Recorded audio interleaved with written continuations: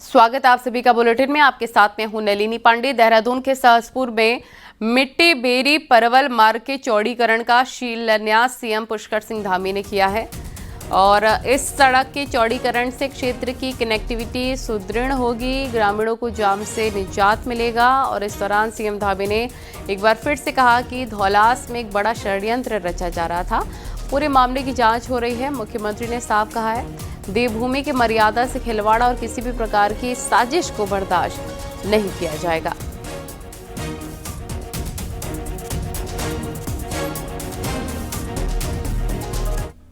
आ, 2004 में एक सेकुल हिंद ट्रस्ट नाम से जो ट्रस्ट बना है और उस ट्रस्ट के संचालक जिस प्रकार की उनकी गतिविधियां रही हैं, जिस प्रकार से लोगों को प्रशिक्षण देते हैं, नए युवाओं को प्रशिक्षण देते हैं, एक व्यवस्था विरोधी काम उनके माध्यम से होता रहा है। तो उस संस्थान के माध्यम से मुस्लिम यूनिवर्सिटी बनाने का उनका एक बड़ा ध्येय था और बड़ा षड्यंत्र था देवभूमि में। लेकिन अब वो चीजें सामने आ गई हैं, हम उसकी जांच करा रहे हैं और एक एक इंच जमीन जो भी गलत तरीके से वहां पर की गई है उसको सरकार में निहित की जाने की कार्रवाई प्रारंभ कर दी गई है। बीजेपी के चुनाव करीब आते आते फिर नया मुद्दा मिल गया है। धौलास जमीन प्रकरण सामने आने के बाद बीजेपी ने 164 हिंदू परिवारों के साथ हुए लैंड फ्रॉड और प्रदेश में डेमोग्राफी चेंज के लिए कांग्रेस को ही निशाने पर ले लिया है। दिखाते हैं आपको रिपोर्ट।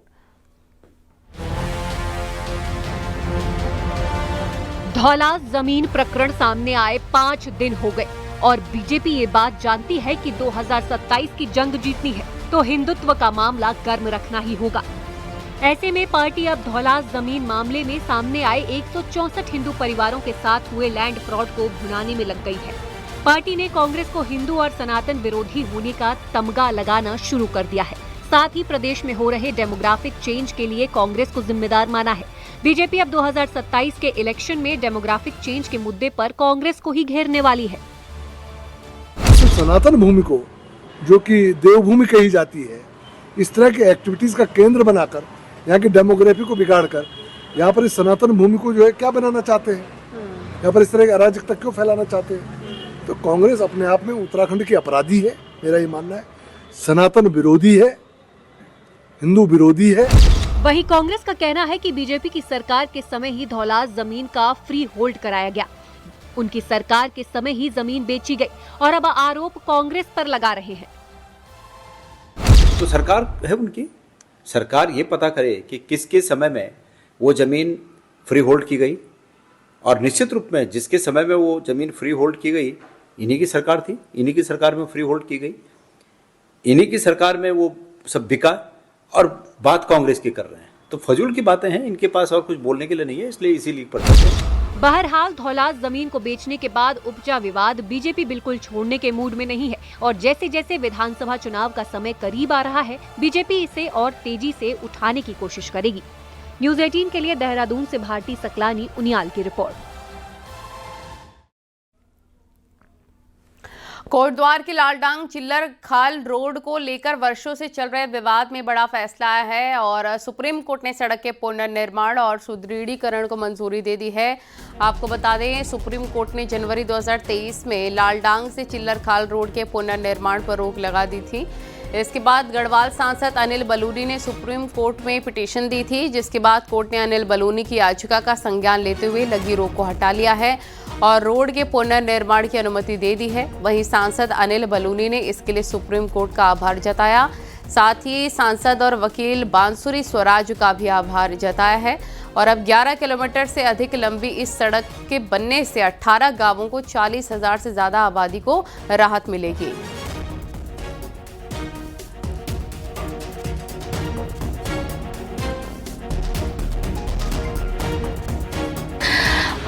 मैं बहुत धन्यवाद देती हूँ हमारे माननीय सांसद श्री अनिल बलूनी जी ने, जिन्होंने स्थानीय अपनी कॉन्स्टिट्यूएंसी के लोगों के हित के लिए आज एक इंटरवेंशन एप्लीकेशन सुप्रीम कोर्ट के समक्ष लगाई, जहां पर उन्होंने ये निवेदन करा कि इस रोड की कंस्ट्रक्शन होनी चाहिए बिना एनवायरनमेंट को कॉम्प्रोमाइज़ करे। सुप्रीम कोर्ट ने माननीय सांसद अनिल बलूनी जी की इस इंटरवेंशन एप्लीकेशन का संज्ञान लिया और इस आईए को उन्होंने अलाउ करते हुए इस रोड कंस्ट्रक्शन की अनुमति दी है उत्तराखंड सरकार को।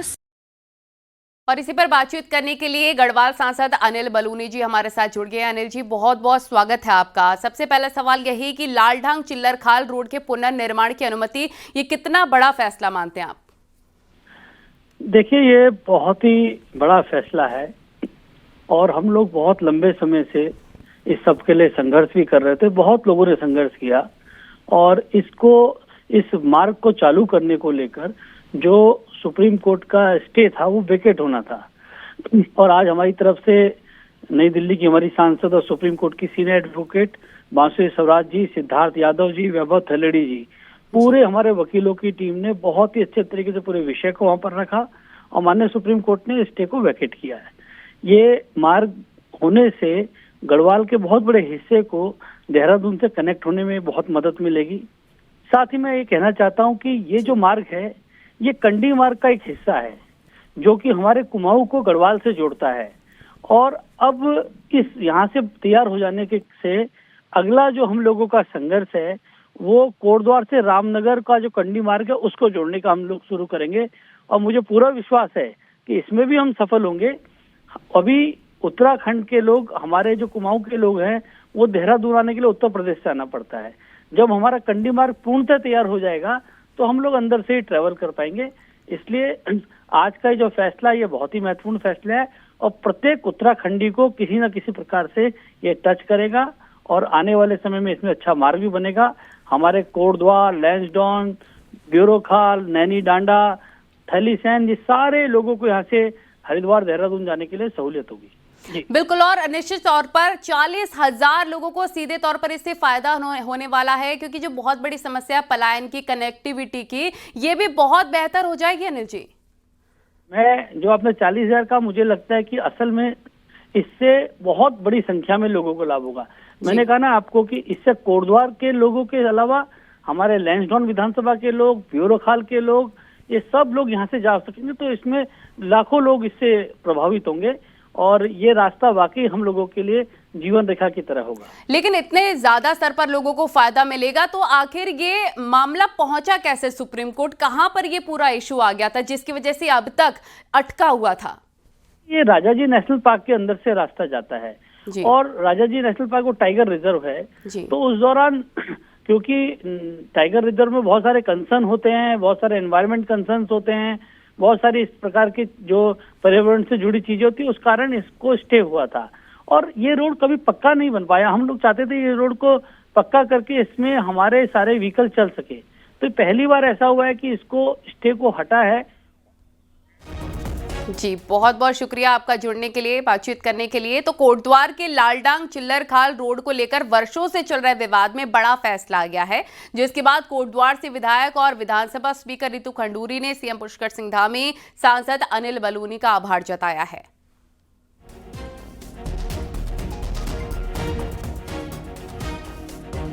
लालढांग चिल्लरखाल माननीय सुप्रीम कोर्ट ने आज उसको आदेशित कर दिया है। उस रोड के लिए परमिशन हमको मिल गई है। उस रोड को बनाने के लिए मैं अपने मुख्यमंत्री आदरणीय धामी जी को, अपने एमपी सांसद अनिल बलूनी जी को और अपने अफसरान को, सभी को बहुत बहुत धन्यवाद देती हूँ। हल्द्वानी के गल्ला मंडी इलाके में डबल मर्डर से सनसनी फैल गई। युवक युवती की पत्थर से कूचकर दोनों की हत्या की गई है। सूचना पर पहुंची पुलिस मामले की जांच में जुट गई है और आसपास लगे सीसीटीवीज को पुलिस खंगाल रही है। एसएसपी का कहना है कि घटना का जल्द खुलासा करने के लिए कई टीमें बनाई गई हैं जो अपना काम कर रही हैं। साथ ही पुलिस ने बताया कि लड़के की पहचान अल्मोड़ा के रहने वाले शुभम टमटा और लड़की की पहचान नैनीताल की धारी ब्लॉक की रहने वाली लक्ष्मी पोखरियाल के तौर पर हुई है। बॉडी को हमने शिफ्ट कर दिया है। फॉरेंसिक टीम्स अपना काम कर रही है, टेक्निकल टीम्स, एसओजी और आला ऑफिसर्स और सारा क्राइम टीम्स हमने 5-6 टीम्स बनाए हैं। कैमरा के लिए 2-3 टीम्स बना रखा है, टेक्निकल काम करने के लिए 1 टीम और मैनुअल काम करने के लिए 3 टीम बना रखा है।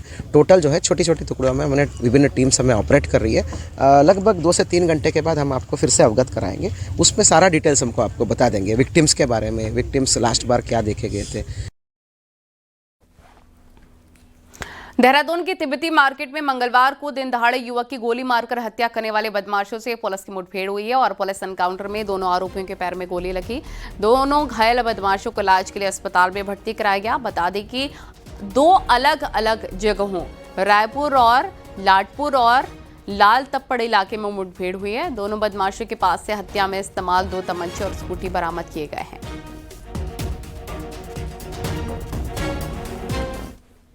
रायपुर के लाडपुर लाल तप्पड़ में ये मामला देखने को मिला। युवक को गोली मार दी गई थी तिब्बती मार्केट में। ये 3 तस्वीरें आप देख रहे हैं देहरादून से। दून गोलीकांड के बदमाशों का एनकाउंटर किया पुलिस ने। दोनों आरोपियों को गोली लगी है, उन्हें पकड़ लिया गया है।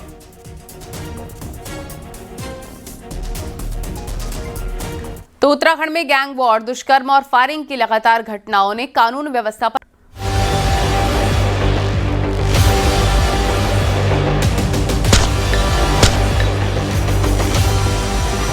उत्तराखंड में बीते कुछ दिनों में अपराध का ग्राफ बढ़ा है। राजधानी में सिर्फ 14 दिनों के अंदर 4 हत्याएं हो चुकी हैं। इसी को लेकर घमासान तेज है। वहीं हल्द्वानी में युवक युवती की डबल मर्डर की वारदात ने पूरे प्रदेश को झकझोर दिया। उधम सिंह नगर में गैंग वॉर, अवैध हथियार और नशा तस्करी की भी गतिविधियां बढ़ी हैं। नैनीताल और हल्द्वानी में साइबर ठगी और झपटमारी की घटनाएं बढ़ी हैं। अल्मोड़ा और पिथौरागढ़ में दुष्कर्म और घरेलू हत्याओं ने शांत पहाड़ की छवि को झटका दिया है। ऋषिकेश में महिला की संदिग्ध हत्या ने सुरक्षा पर सवाल उठाए हैं। कांग्रेस का आरोप है कि प्रदेश में कानून व्यवस्था पूरी तरह से चरमरा गई है। वहीं बीजेपी का कहना है कि अपराधियों को किसी भी सूरत में बख्शा नहीं जाएगा और पुलिस को भी हिदायत दी जा रही है।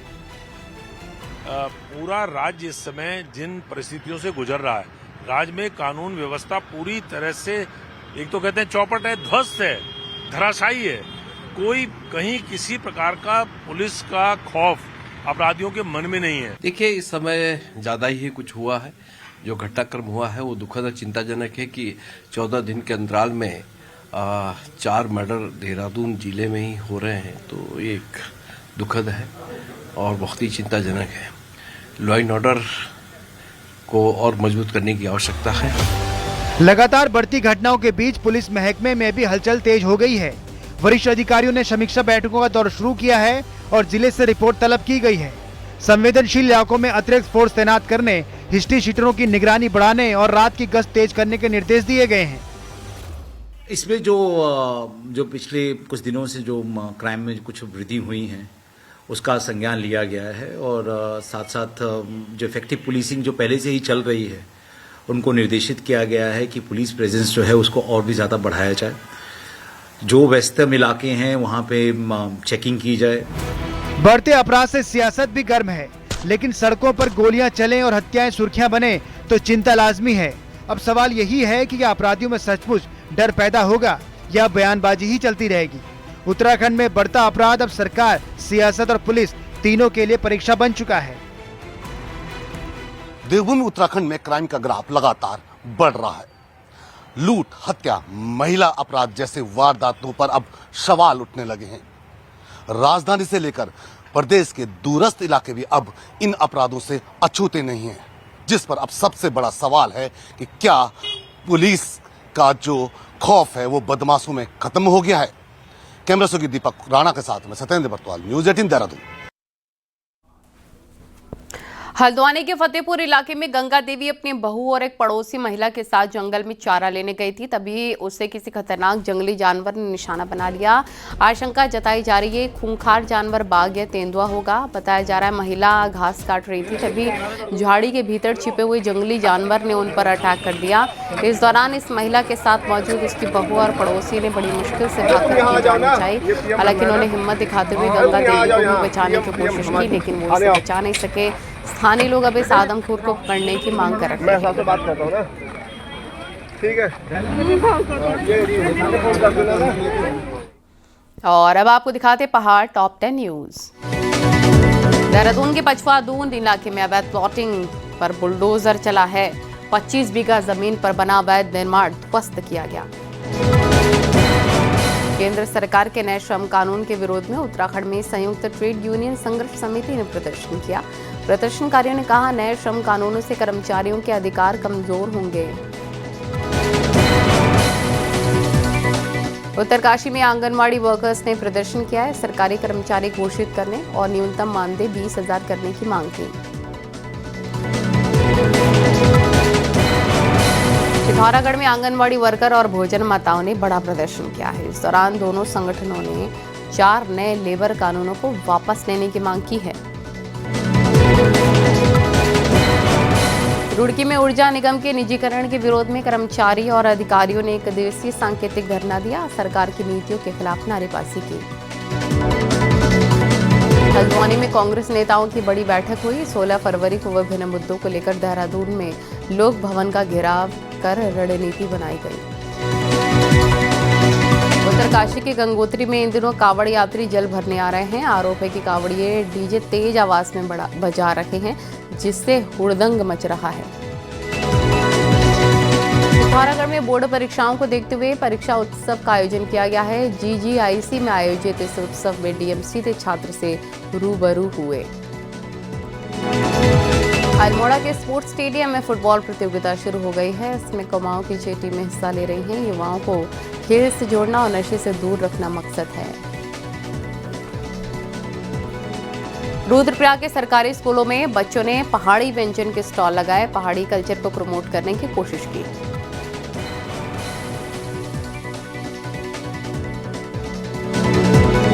लुटियंस बंगला जोन में करीब 1000 करोड़ रुपए का मेगा डील अंतिम चरण में है। टेरी गढ़वाल के महाराज मनुजेंद्र शाह अपनी ऐतिहासिक संपत्ति बेचने जा रहे हैं। टेरी गढ़वाल से बीजेपी लोकसभा सदस्य और राजसी परिवार की सदस्य माला राज्य लक्ष्मी शाह का घर है। ये संपत्ति 5 भगवान दास रोड, प्लॉट नंबर 5, ब्लॉक 159 पर स्थित है।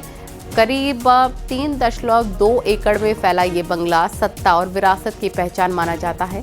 खरीदार खाद्य एवं पेय क्षेत्र से जुड़े एक स्थानीय उद्योगपति बताए जा रहे हैं। इस सौदे को राजधानी के रियल एस्टेट क्षेत्र की बड़ी डील माना जा रहा है।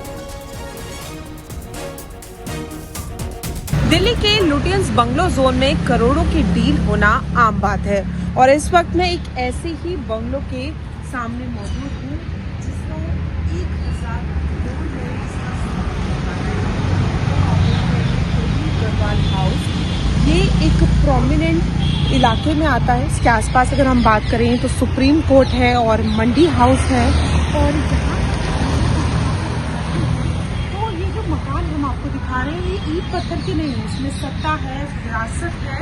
और इस साल सूखा होने के चलते वन विभाग को जंगलों की आग का खतरा सताने लग गया है। 15 फरवरी से फायर सीजन आधिकारिक तौर पर शुरू माना जाता है और वन विभाग ने इसके लिए अभी से वन कर्मियों के अलावा 5,500 फायर वॉचर तैनात कर दिए हैं। दिखाते हैं आपको रिपोर्ट।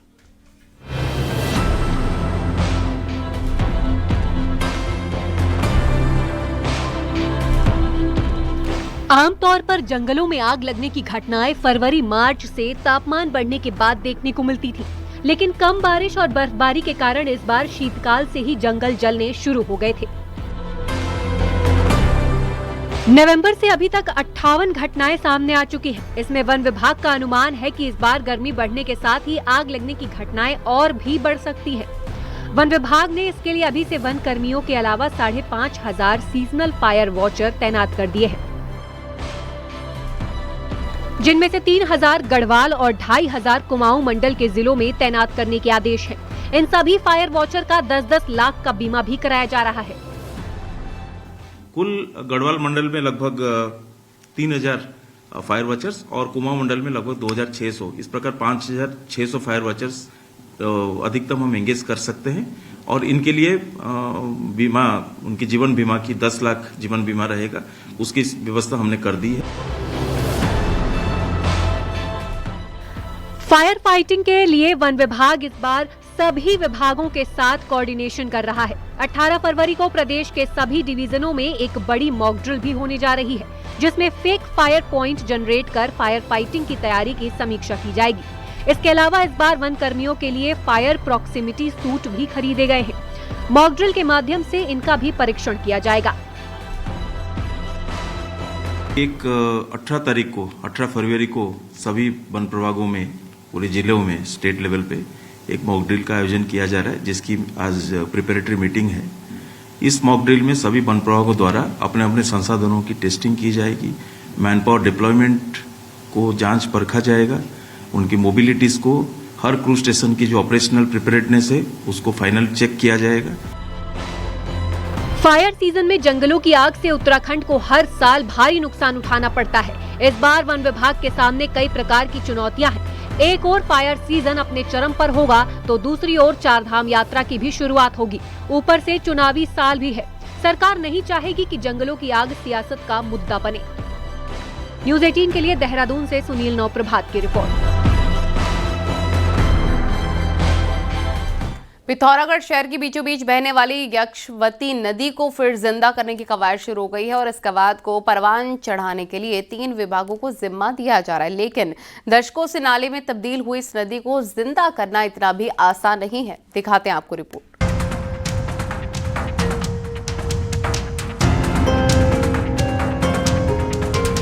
एक दौर में यक्षवती नदी हजारों की आबादी का जल संकट दूर करती थी। यही नहीं, दर्जनों ग्रामीणों के लिए ये नदी किसी वरदान से भी कम नहीं थी। लेकिन शहरीकरण के साथ ही नदी का वजूद पूरी तरह खत्म हो गया है। हालात ये हैं कि ये नदी आज एक नाले में तब्दील हो गई है।